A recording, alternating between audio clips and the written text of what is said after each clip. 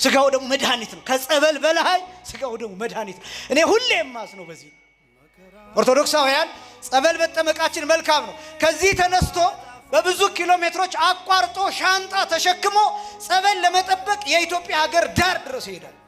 መልካም ነው። እዚህ አጠገቡ ያለው ቤተክርስቲያን ገብቶ ግን ስጋው ደግሞ አይቀበልም። እማዝ ነው በዚህ ይሄን ጥያቄ መጠየቅ እፈራለሁ። ከስጋው ደሙና ከጸበል ማን ይበልጣል ብዬ መጠየቅ እፈራለሁ። ለምንድነው የምፈራው? ጸበል እንዳትሉኝ ስለምፈራ። ጸበል ቅዱስ ውሃ፣ ጸበል ምንድነው አልኳችሁ? መለኮት የተዋሃደው ግን አይደለም። ምን የተዋሃደው አይደለም? የእግዚአብሔር ቃል ያረፈበት የተቀደሰ የተባረከ ከደዌ ስጋ ብቻ የሚያድን በሉ እስኪ፣ ከደዌ ስጋ ብቻ በሉ እስኪ የሚያድን ጸበል የተጠመቀ ስጋውን ደሙን ግን ባይቀበል መንግስተ ሰማያት ይገባል? በእኛ አካባቢ ሙስሊሞችም ይጠመቃሉ። በነገራችን ላይ ጸበል ስለተጠመቁ ግን መንግስተ ሰማያት ይገባሉ፣ ይፈወሳሉ። በነገራችን ላይ አይከለከልም። በነገራችን ላይ እነዚህ ገቢረ ተአምራት የሚባሉት ለማያምኑ ሰዎች አይከለከልም። ለምሳሌ አንድ ሰው መጥቶ እዚህ ቤተክርስቲያን ልንከባለል ቢል የማያምን ሰው መጥቶ እዚህ ቢንከባለል አይከለከልም፣ ይችላል። ስጋው ደሙ ግን አይሰጠው። የቅዳሴ ጸበል አይሰጠው። ጸበል ልጠመቅ ቢል ይችላል። መጥቶ ካህኑን ባርኩኝ መስቀል ባርኩኝ ቢል ይሳለማል። ለምን? ይሄ ሰው ቢመጣ ቢሆን ይሄ ሰው መስቀል በመሳለሙ መስቀሉን አያረክሰው፣ መስቀሉ ይህንን ሰው ይቀድሰዋል እንጂ ያ ሰው መጥቶ እዚህ ቢንከባለል ይሄን አውደ ምሕረት አያረክሰው። እዚህ አውደ ምሕረት እሱ በመምጣቱ እሱ ይቀደሳል፣ ይባረካል እንጂ ስጋው ደሙ ግን አይሰጠው። ለማያምን እንኳን ለማያምን ይቅርና ለተወገዘ ሰው ከክርስቲያኖች ለተወገዘ ሰው ስጋው ደሙ አይሰጥም። ለተወገዘ ሰው ምን ላለ ሰው አልኳችሁ? ለተወገዘ ሰው። ግን ይሄ ብቻም አይደለም። ሌላ ደግሞ ሌላ ኬዝ ካጋጠመ ግን ለተወገዘ ሰውም ስጋውን ደሙን ይሰጣል። ሊሞት የሚያደርሰው ህመም ካጋጠመው እንዲቆርብ ይደረጋል። እኔ በጣም ፍትሐ ነገሥቱ ነው የምላችሁ አንቀጽ 13 ላይ አልኳችሁ። ለሞት የደረሰ ሰው ቢኖር ግን የተወገዘ ክርስቲያን የሆነ ነገር ግን በውግዘት የተለየ ሰው ቢኖርና ለሞት የሚያደርስ በሽታ ቢገጥመው መቁረብ እፈልጋለሁ ቢል እንዳትከለክሉት ብሎ ጽፏን ፍትሐ ነገሥቱ። የዚህ ቤተክርስቲያን ምህረት አስደናቂ እንዳትከለክሉት። ለምን? ስጋውን ደሙን ተቀብሎ ደግሞ በጣም የሚደንቀው እንደው ታውቃላችሁ፣ ስጋውን ደሙን ተቀብሎ ግን ሳይሞት ቢቀር ከዛ በኋላ እንዳትለዩት ሰውየው ነው ማለት እንደገና ወደ ምእመናን ይቆጠር። ለምን? ስጋው ደሙ ፈውሶታል። ስጋው ደሙ ያዳነውን አንተ ምን ቤት ነው የምትከለክለው?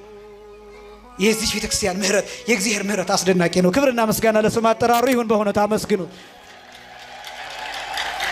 እና የሚከለከሉ ሰዎች ጸበል መጠመቅ መንግስተ ሰማያት እንድትገባ አያደርግም፣ ከደዌ ስጋ እንድትድን ያደርጋል። ለስጋው ደግሞ ያበቃል ማለት ወደ ውስጥ ምስጢራት እንድንገባ ያደርጋል። ጸበል ስለተጠመቅ ግን መንግስተ ሰማያት ትገባለህ የሚል ትምህርት የለም። አጋንንት ስለወጡልህ መናፍስት ርኩሳን ስለወጡልህ ብቻ መንግስተ ሰማያት ትገባለህ የሚል ትምህርት የለም። እንኳን የወጡለት ሰው የተፈወሰ ሰው ይቅርና ፈዋሹ ራሱ መንግስተ ሰማያት ይገባል የሚል ትምህርት የለም። አጋንንትን ያወጣ ሰው መንግስተ ሰማያት ይገባል የሚል ትምህርት የለም። እንዲህ ተብሎ ተጽፏል። አጋንንትን የሚያወጣው ሰው ራሱ ስጋውን ደሙን መቀበል አለበት፣ መቁረብ አለበት፣ እንዴ አማኝ መሆን አለበት። እንዲህ ተብሎ ተጽፏል። የማቴዎስ ወንጌል ምዕራፍ 7 ቁጥር 20 ጀምሮ እንዴ ኢየሱስ ኢየሱስ ወይም ጌታ ሆይ ጌታ ሆይ የሚለው ሁሉ ምን አይገባም? መንግስተ ሰማያት አይገባም። መተው ምን እንደሚሉት ተናግሯል። ጌታ መተው እንዲህ ይሉኛል፣ አጋንንት አውጻይነ በስምከ ወአብያተ ኃይላተ ገበርነ በስምከ፣ ታላላቅ ኃይላትን ተአምራትን አደረግን፣ አጋንንትን አወጣን። ወተነበይነ በስምከ፣ በስምህ ትንቢት ተናገርን። በስምህ ምን ተናገር? ከዛ ጌታ የሚለው ምን መሰላችሁ? እኔ እላቸዋለሁ እያአምረክሙ አላውቃችሁ ረሃቁ እምኔ ኩልክሙ ገበርተ አመፃ፣ እናንተ ሌቦች አጭበርባሪዎች ከእኔ ራቁ እላቸዋለሁ ይላል። እግዚአብሔር እንዲህ ከመባል ሁላችንንም ይሰውረን። ልመጻደቅ ፈልጌ አይደለም በሌሎች ግን ክርስቲያን መሆን አለባቸው።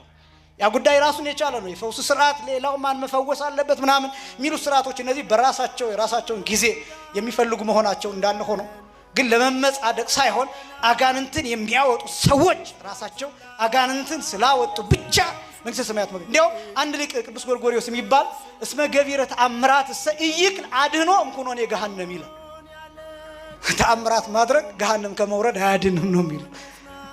ተአምራት ማድረግ አንዳንድ ነገሮች አልተረዳንም ምእመናን፣ አንዳንድ ነገሮችን አልተረዳናቸው። ጸበላት ተጠመቁ ግን አይደለም ሐሳቡ። እምነት አትቀበሉ አይደለም ሐሳቡ። ሌላ ቦታ ገዳም እንደዚህ ሄዳችሁ እንደዚህ በረከት ቃል ኪዳን ያለባቸው ቦታዎች አትሂዱ አይደለም ሐሳቡ። ሂዱ ግን ቁረቡ፣ ሳትቆርቡ እንዳትመጡ። ሰው እንዴት ግሸን ሂዶ ሳይቆርብ ይመጣል? ሰው እንዴት ላሊበላ ሂዶ ሳይቆርብ ይመጣል? ሰው እንዴት ጻድቃኔ ሄዶ ሱባኤ ይዞ 7 ቀን 21 ቀን 40 ምናምን ቀን 2 ወር 3 ወር ተጠምቆ እንዴት ስጋውን ደሙን ሳይቀበል ይመጣል? በጣም ብዙ ምን በትናቸው ነገር። ይሄ ደጋፊነት ማለት ምን እንደማለት መሰላችሁ? ይሄ ማለት በሌላ አገላለጥ አንድ ሰው ለምሳሌ የዓለም ዋንጫ የተዘጋጀበት ሀገር ቢሄድ ከዛ ደግፎ ቢመጣ ይሄ ሰውዬ ኳስ ተጫውቶ መጣ ነው የሚባለው ወይስ ደግፎ መጣ ነው? በኳስ ጨዋታው ላይ ምንድነው የሚያደርገው ነገር? ይሄዳል፣ አብሮ ይጮሃል፣ የጨዋታውን ሁኔታ ያያል፣ ፕሮግራሙን ያያል። ምናልባት የሚያደንቃቸውን ሰዎች በአካል ሊያይ ይችላል። ነገር ግን ሜዳ ገብቶ አልተጫወተም። ስጋውን ደሙን መቀበል ማለት ሜዳ ውስጥ ገብቶ ኳሷን ማንቀርቀብ ማለት ነው። ጎል ውስጥ ማስገባት ማለት ነው። ደጋፊነትና ተጫዋችነት ይለያያል። አንዳንድ ነገሮችን አልተረዳናቸው። ስጋው ደሙ መቀበል ማለት ኳሷን በእጅ በእግር ማድረግ ማለት ነው። ያለዚያ ምን እንደሚሆን ታውቃላችሁ? የኛ አድናቂዎች ብቻ ትሆናላችሁ። ኳሱኛ እጅ ይሆናል። ያ ማለት ስጋው ደሙን እኛ እንፈትታለን፣ እናንተ አትቆርቡም። እኛ ካባ ለብሰን እንመጣለን። ከዛኛ ህዝብ በተሰበሰበበት እናስተምራለን። አቤት መምህር ገሌ ሲያስተምር። ከዛስ እኛ የሚከፈለንን የትራንስፖርት ይዘን እንሄዳለን። እናንተ ግን ባዷችሁን ትሄዳላችሁ። የኛ ሲሳይ ብቻ ትሆናላችሁ። እግዚአብሔር ከዚህ ሁላችሁንም ይሰውራችሁ። አያችሁ፣ የትምህርታችን መጨረሻ ስጋው ደሙ መሆን አለበት። የኛ መደነቅ፣ የኛ መደናነቅ፣ የኛ መሽቀርቀር መቅረት አለበት። የዘማሪና የሰባኪ ማወቂያ መታወቂያ እነዚህ ነገሮች ብቻ መቅረት አለባቸው። አናስተምር አይደለም፣ መልካም ነው። ግን ምንድነው ለውጡ? ጉባኤያትን ሰርተን አስጊጠን ዲኮር አድርገን ብዙ ህዝብ ተሰብስቦ ያ ሁሉ ህዝብ ታይቶ በሳምንቱ ያ ህዝብ ካልቆረበ ጥቅሙ ምን ይሆናል? ምንድነው ጥቅሙ? የቤተ ክርስቲያንስ የመጨረሻ ግቧ ምንድነው? ይሄን እኮ ማወቅ ያስፈልጋል። በዛ ላይ ይሄ ብቻ አይደለም፣ ያጣነው በጣም ብዙ በረከት አለ። ከስጋው ደግሞ ማግኘት የሚገባን ግን ያጣነው አስቀድሰን ብቻ ጀርባችንን ሰተን እንደ አይሁድ የምንሄድባቸው ይሄ መቅረት አለበት። ስለዚህ የጌታችን የመድኃኒታችን የኢየሱስ ክርስቶስ ቅዱስ ስጋና ክቡር ደም ህይወት የተጨመረበት ነው። እስኪ በሉ ህይወት በሉ። የተጨመረበት ነው። ምን የተጨመረበት ነው? ስጋው ህይወትን ጠቅልሏል። አያችሁ ክርስቶስ ምንድነው ያደረገው? ስለዚህ አነ ሞተ ነስአ ወእንቲ አሁ ህይወተ ወሀበነ። ነገ ስትጸልዩ አስተውሉት። የዓርብን ውዳሴ ማርያም የኛን ሞት ወስዶ የሱን ህይወት ሰጠን። የኛን ሞት ምን አደረገ? ወሰደ። የሱን ህይወት ለኛ ምን አደረገ? ሰጠ። እንዴት ተፈጸመ?